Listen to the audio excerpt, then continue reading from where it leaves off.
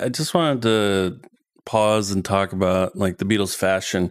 It actually came up on a number of other podcasts, and it just seems like in the band of influence that the Beatles takes on, fashion seems to be like a smaller section that people talk about. I mean, obviously, there's plenty that do talk about it, but, you know, obviously we say music and then we say culture, we say, you know, all these types of things, but they really were as influential in their fashion choices, at least in the sense, too, of them being the directors of their own ideas. So I just wanted to take kind of earliest Beatles up until now in the story, like around Beatles for Sale, and look at a few pictures and talk about them. And I have a couple of facts about some of them. I will be posting all of these to Instagram so the viewers could also see what we're looking at. All right. Thank you. Mm-hmm. So if you want to go to the first slide, them in Hamburg. Let's go, boots. Ooh, the boots. Yeah. So after Astrid and other art student friends from Hamburg wore black leather clothes, Stu, the original bass player, if you have never heard of him, Stu Sutcliffe, asked for his own jacket from Astrid. They were dating at the time, and he got a jacket handmade by Astrid. And so soon after, all the Beatles had their own Napa leather pants and jacket modeled after Astrid's style. And they also wore these pink caps, which I've read they called the pink twat hats. Their words. Okay. And George's mom had sent him a pair of cowboy boots from Canada. And soon after, John and Paul bought theirs at Hamburg department store. And there they are. What do you think about this look? This is on the top of the top 10 club, by the way, this photo. I love a leather jacket and leather pants moment. It doesn't get much more rock and roll with that. Much more rock and roll than that, excuse me. Like, I see an outfit like that and I think Elvis. So you definitely see the early rock and roll influence here. The pink hats, I'm not so sure about. To me, the three elements, the hat, the like get up, and the boots are three wildly diverging ideas. No, see, I even see like the cowboy boots working in here because it's quite a statement. Yeah. But it's just the hat that's kind of throwing me. Otherwise, I really appreciate the craftsmanship that went into this stuff, especially a leather jacket and pants to hand make that. Most women did not have sewing machines for that, so that was all handmade. Right. I'd say this outfit is a really great example of the influence the women have on rock and roll style, because a lot of those shirts and pants were made and repaired over and over again by them. I love seeing the female gaze on a group. I can look and know instantly this was the female gaze. And by the way, I mean, just to point it out, is the black and white photo. Those are pink hats. That's the other thing that throws me about that photo. Yeah. Let's go to the next slide. This is Pete Best, George, Paul, and John before their first show with suits in Manchester, March 1962. So in early 1962, Brian Epstein became the manager and did not like the leather look that we just looked at. So he decided to smarten them up, so to speak. You'll never get past the door in a good place if you look like the Rockers, he said. So these suits were designed by a local Liverpudlian craftsman named Beno Dorn. And they're a dark blue mohair wool and single-breasted with 3-button fronts, especially narrow lapels, which was kind of based off of a Italian mod style. We've been talking about mod a lot in the last couple episodes, so here is this too. Epstein required that they have no pockets so that the Beatles wouldn't put their hands in them on stage and kind of mess around with things. Smart move. Very smart move with a group of men, no pockets, can't put your hands in there. It's like, this is such a niche reference, but in like competition dance, they make this whole thing about do not go on stage with a hair tie on your wrist because you will be docked points. It's just like that. Was Abby a competition dancer? I did dance in my youth, and my sister did as well. Okay. So that's just drilled into my head forever now. Well, it paid off in this moment. It's an extremely specific moment. You had a really good reference for it. I have a quote here from Paul McCartney. He said, "We'd get into our jackets and suddenly we're the four-headed monster. I was always keen that the Beatles had uniforms. We didn't look like any four guys. It was a unit." Fair. And John Lennon just said, "I'll wear a suit. Hell, I'll wear a bloody balloon if someone's going to pay me to do it." It was a choice of making it or still eating chicken on stage. We respected Brian's views and we smartened up. The change into the suits is like such a moment in Beatle history, right? Because it cements them as a unit, as those quotes said. But I don't think these suits were quite it. We're still working on the formula a bit. Yep. And especially Paul and George, it still kind of looks like they're wearing dad's suit, you know? Yes, like yes. putting on the jacket that doesn't quite fit and like the pants, oh haha, look at me. We haven't quite gotten there yet. Yeah, like John's sleeve. Yeah, it's like he's going to a wedding and this is the first suit he wore in 2 years. That's weird. I never noticed that. Well, maybe this next one will do you if you go to the next one. So now this is Paul, Ringo, John, and George, and their new suits once Ringo got into the group. And these were modeled in Hamburg, Germany, November 1962, when they went there for their last contractual performance there before coming back and doing Beatlemania. So they just had Love Me Do out, and Ringo was in the group, so they needed a new set, and Beno Dorn also designed these. And Brian was proud of these new suits, Astrid remembers, and he wanted to show them off in a photo shoot in Hamburg, which Astrid took the photos. So this is an Astrid photo. And when Astrid takes the photos of them, she mentions that George looks like Peter Pan in one of them. These suits were similar to the originals, but they had pockets. As you can see, George is putting his hand in his pocket. Anyway, John didn't mind wearing them now because he saw the quality of the gigs were improving.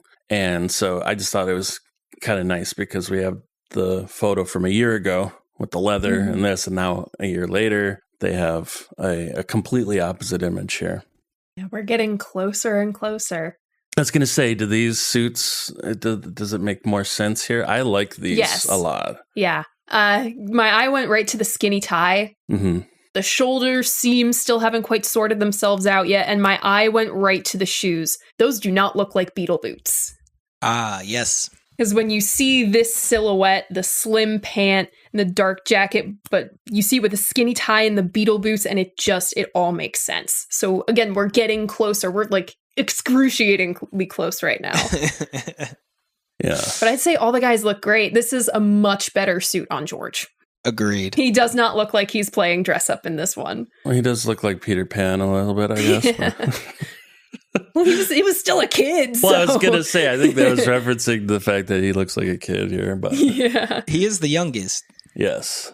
So go to the next one. I don't know if either of you have heard of this, but I was surprised to find this one out. So this is the Beatles posing with Lybro jeans for an ad. They did an ad for jeans in April 1963. Have you ever heard of this? No, I haven't. No. This was the only non-musical related product the Beatles ever endorsed or promoted or whatever. And during the week of their single From Me to You, when that went to number one, they modeled these jeans made by a company named Lybro from Liverpool. And they made 4 different styles of the jean, one for each member of the group. Paul's were dogtooth, which is like a checked pattern. Mm-hmm. I had never heard of that. John's really small houndstooth, really small. Right. Okay. Oh, that like makes sense. You blow that print up and you get Dylan's suit in 1966. Ah, okay. Dope. John's were striped, and Ringo's were solid black, and George's were solid royal blue, apparently. Mm-hmm. And I particularly love Ringo in this photo here. Man, what is going on with that? That's a different posture than I normally see. That's a different one. He's like, strike a model pose, and that's what he went with. Oh my gosh. So I don't know. A, are the jeans working? B, what about these shirts, which are also distracting me? Yeah, I think the shirts are distracting me because it's such a reference to Western wear and workwear, specifically workwear. Yes, this was 1963, right? Yeah. Okay. Yeah, freewheelin' Bob Dylan What is he wearing on that album cover? He's wearing the workwear, the Carhartt, the Levi's. This is that. Just filtered through like kind of a weird Beatle filter. And the cuts on everyone's jeans are different. And there's like zipper pockets and there's a lot to take in. It's always interesting to see jeans cut in kind of this trouser way instead of the American folky Levi's 501s. Like you're saying, like I think jeans are the epitome of workwear, right? I mean, that's their design. So to see them cut like trousers, slacks, or whatever, it kind of like is a weird. It's like putting something in a wrong context. But what do you think, Peter? Do you like this one? Looks like there's a lot of shirt to tuck in. Yeah, it's odd. No, not working for me. It's a little odd. All right, next one. This one you might recognize. Aww.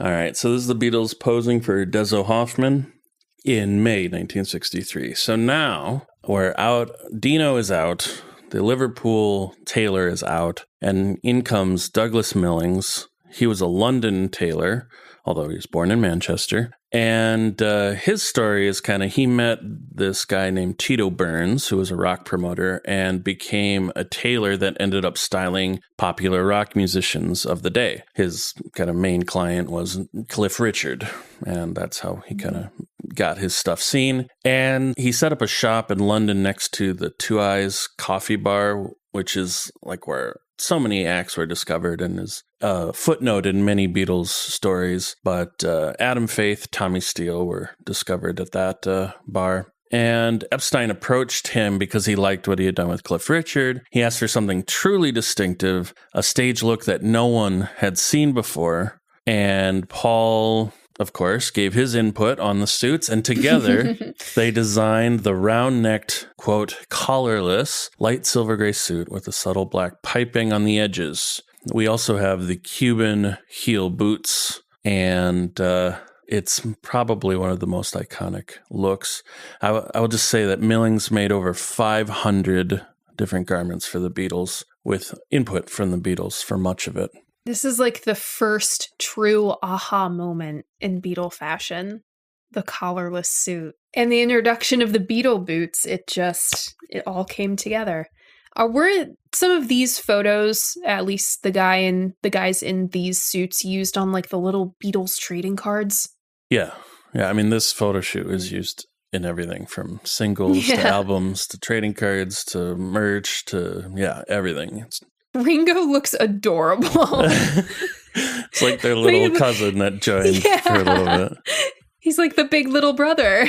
What do you guys feel about the collarlessness of this, I guess? I mean, that's the point to talk about, I suppose.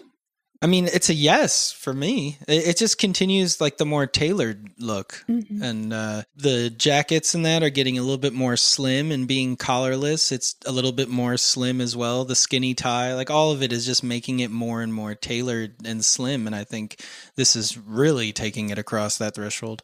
Okay, interesting. Yeah, I don't like it is why I asked. Mm. It just seems a little odd to me. I don't know. I guess like looking at Paul, the way his head is in this photo, like I could see the profile working, but it just seems like John, I don't think looks good in it or something. I don't know. There's something about his neck or just seems weird. Like they cut it off, and just my opinion. Opinions you're absolutely allowed to have. Okay, this is a free space for opinioning. Thank you. All right, next photo. I don't have anything to say. This is Beatles at the Eiffel Tower in January 1964, though. I love those jackets, and just seeing John in his little like Greek fisherman cap. Mm-hmm. I love this. The Bob Dylan cap. Yes, I love outerwear. I love outerwear so much. I have too many coats in my closet, and these are all just great. Like the mid-60s were such a great time for outerwear. Like you had the wool pea coats, and you had the single button ones, the introduction of the vinyl Mac, the raincoat. Mm-hmm. It was one brilliant time. I like looking at everyone else in the photo too, which is, as like a comparison. Yeah. Like, what is a normal person on the street? There's a guy wearing roller skates here, which is fun. Don't mind me roller skating at the Eiffel Tower. By the Beatles. Hi, Ringo. And this is about where George emerges as like the front runner in fashion for me, like around this time. Yeah, Ringo always started wearing those puffy shirts. He kind of fell off there. But yeah, like always, George was the one coming to the studio sessions in the hippest new thing. Yeah, that's what happens when you're married to a model. She just takes you to all the boutiques and has all your clothes made. That's what happened. Absolutely. Behind every great man. Right. Yes. So, okay, next one. This is from Hard Day's Night film.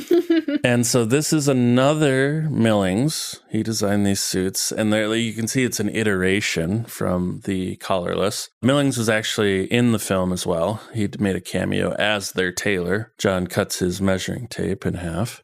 Yeah. That's him.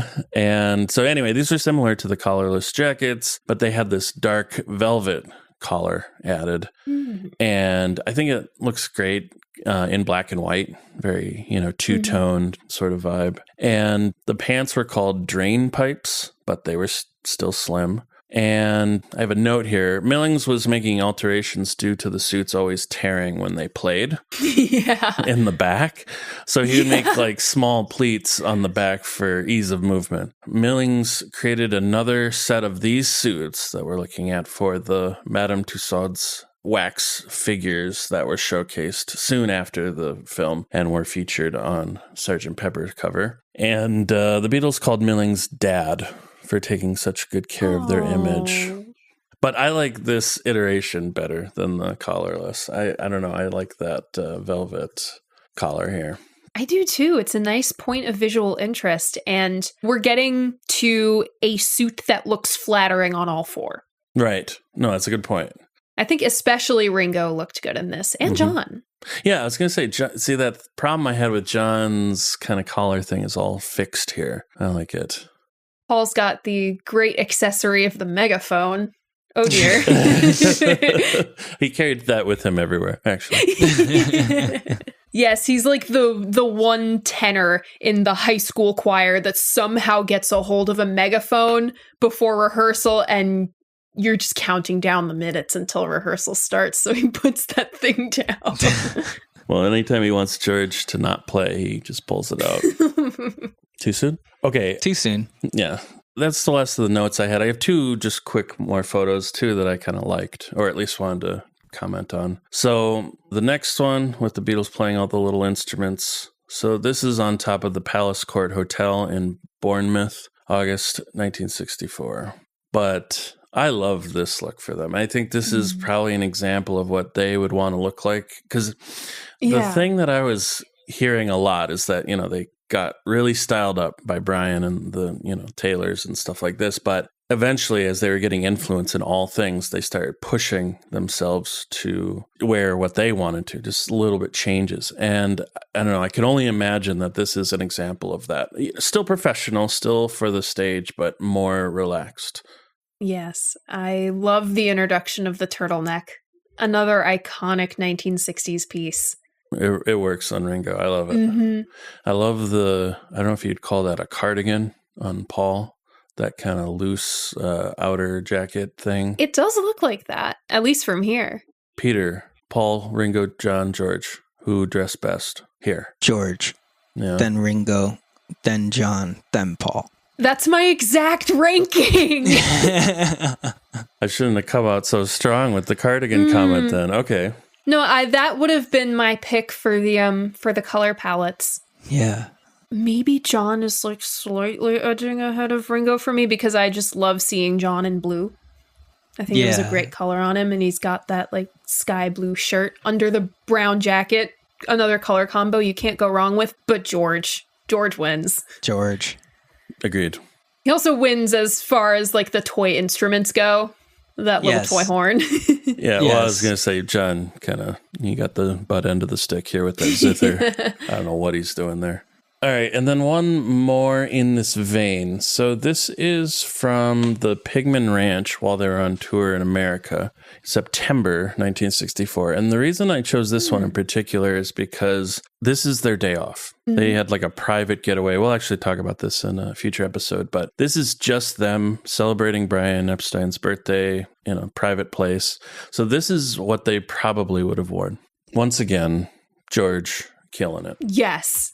Just the jeans and the shirt. He looks great. You could put that man in a paper bag and he would look amazing. That's what I was going to say. It helps that he's like ungodly attractive too. But I have to defend Ringo's puffy shirt. I sense there are some puffy shirt haters in this room, but I will defend a puffy shirt. Well, that's not the most egregious type of puffy shirt he wears with the frills on the front. But yeah, that is a couple sizes too big for him, I think, in my opinion. Yeah, it's a lot to tuck in, but... It looks like we woke up John from a nap. Yeah. Honestly. He does not look happy to be awake right now. He's got Krabby Baby and Paul's giving Woody from Toy Story. But George is just giving daddy, just straight daddy. No, it's Zaddy, definitely. Oh gosh, what a stormy daddy. It's a romance novel. I'm lost in his cheekbones. All right, we're gonna have to move on. We're gonna have to move on from that. Holy cow! I love how that went off the rails. Yeah, I love how that I think they got on the rails for the first time. Oh my gosh, that is amazing. George mogging everyone in the photo. All right, take the photo away from Peter. Okay, all right. I have switched tabs. I did not close it. Note. Yeah, I just get back switched to that out of later. it. Yeah, we'll get back to that. If there's a dull moment in the episode and I need some smelling salts, I'll go back to Daddy George. Oh.